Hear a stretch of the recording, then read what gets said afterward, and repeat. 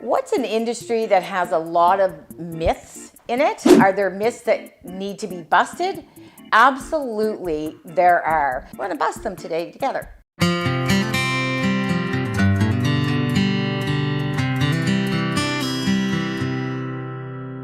Hey Halifax, Brenda K here, and the sweet Miss Frankie, who is snoring a bit loud today. So the first thing I want to talk to you about is, are all real estate agents the same? And they're not.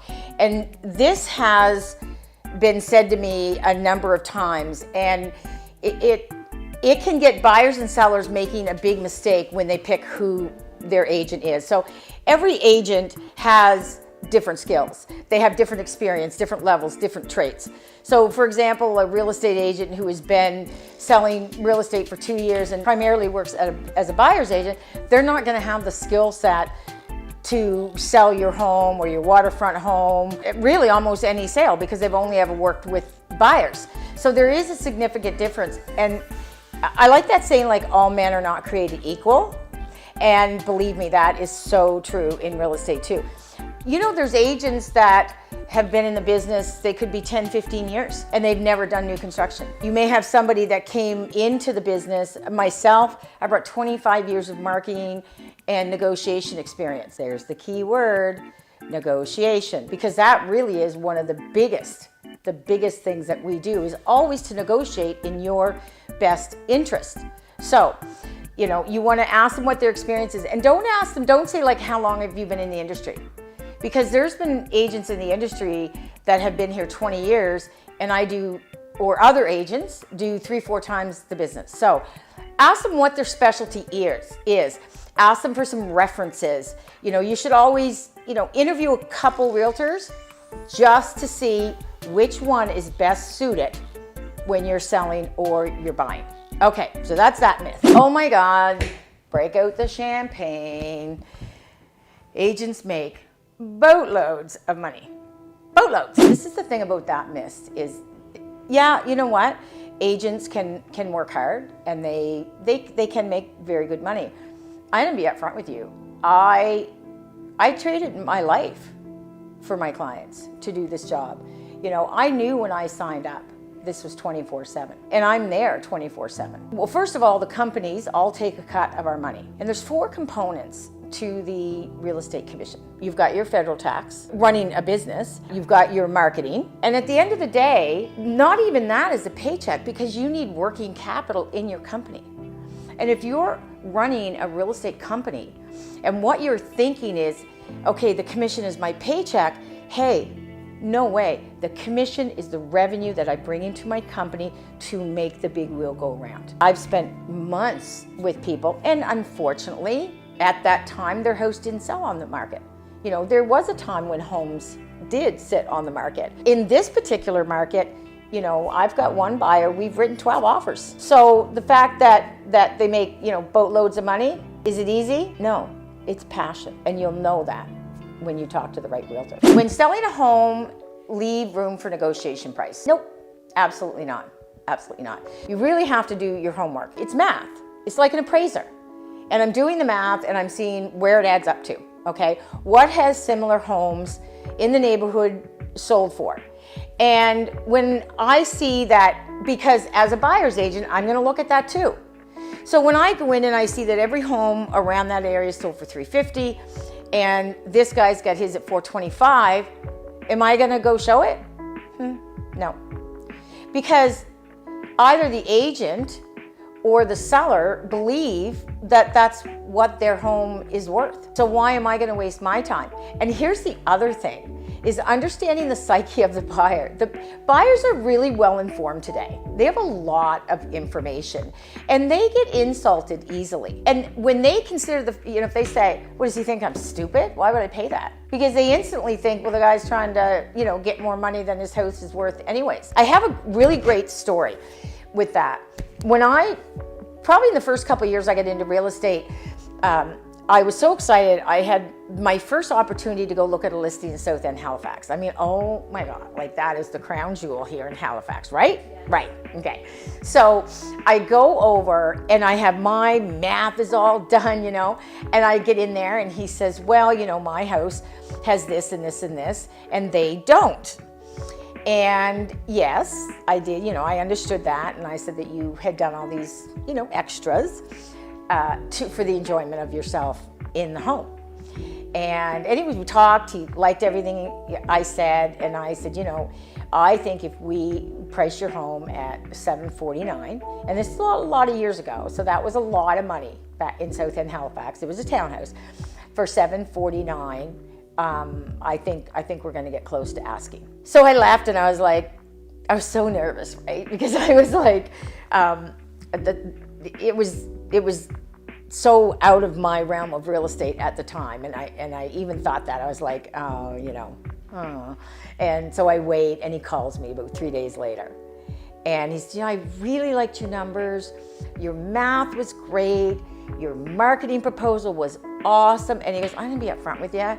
He said, I had Miss and great agent, very nice lady. I'm saying that for myself because she's a very nice lady. He said, she knows the South End. Brenda's more familiar with it, and unfortunately, like, your price of $749 just isn't going to go. Like, she confirmed that the house is worth over $800, as I had assumed it was. So we're gonna list it.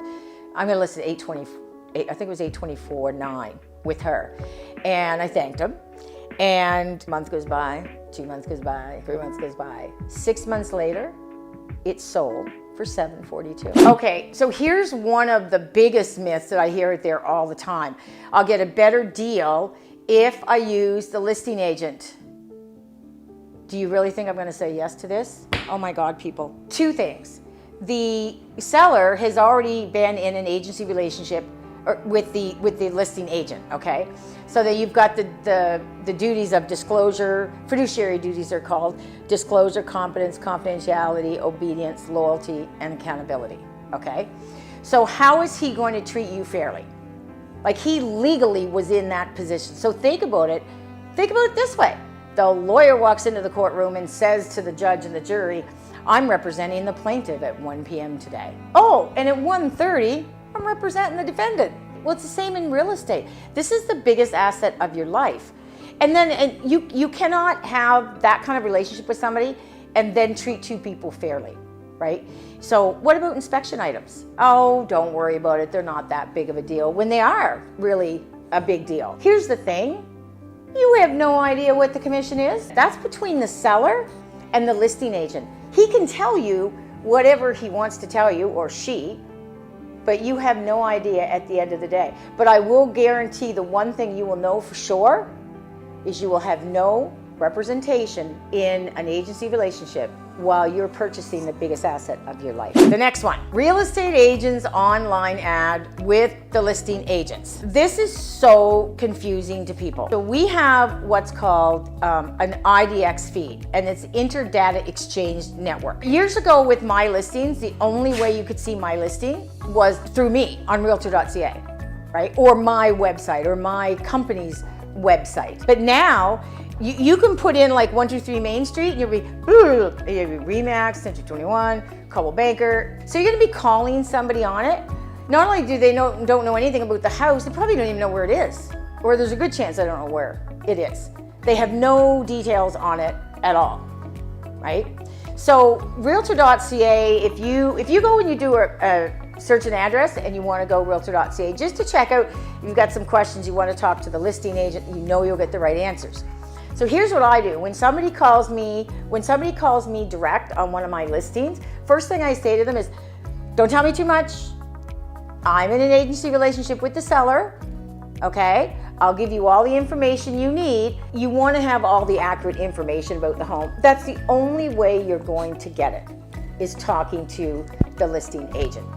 So don't be fooled. When the same house is listed under like 10 companies, go to realtor.ca and punch the address in, and then you'll know for sure who owns it. Last one on the list today, selling a home yourself, save lots of money. So there is a company out there, and it's like, sell yourself, pay yourself. Pay yourself what? You know, people don't realize that every commodity in the world has a net value and a gross value. And buyers today are really, really well-informed buyers. They know when somebody's selling it themselves that they want that saving. They want 2.5% or 5% off. So think about it this way. You have this house and this house identical. This house is selling for $100,000 with a listing agent. This house is selling for $100,000 without a listing agent. What's the buyer gonna do? He could go to this one and say, oh, take 5% off and I'll work directly with you. So what you're gonna do is you're gonna do all the work. And let me tell you, there are 101 things I do as a listing agent. The most important one is negotiation. No way you dice it up. There's no way you dice it up that it's not emotional to you, because you are the seller. You're not sure what could go wrong. You don't know all the legal ramifications if you don't disclose something. So now you're getting less money, you're doing all the work yourself, and you're putting yourself in what could be a legal predicament in the future. Every single commodity in the world has a brokerage fee of some type. Lumber does, cars do. Do you know food does? Like, do you know what price the Skippy peanut butter started at when it first got to the buyer's desk? And then they built everything in, including brokerage fees. Well, that's what you're paying for. List your house with a realtor. At the end of the day, you know, they're gonna, like I said, they're gonna want that 5% off anyway, so you know further ahead. It's built into the price, and ultimately the buyer is paying for it. Whew. That was some big myths, and they're the most common ones. I appreciate you guys being by. I really would enjoy some of your comments in there, and if you do enjoy it and you're thinking of selling, then I've got another video right up here on how to stage your home that I think you'll find really interesting. I'm Brenda K. This is the Sweet Miss Frankie. If you enjoy our videos, please hit subscribe and share and like our channel. Cheers.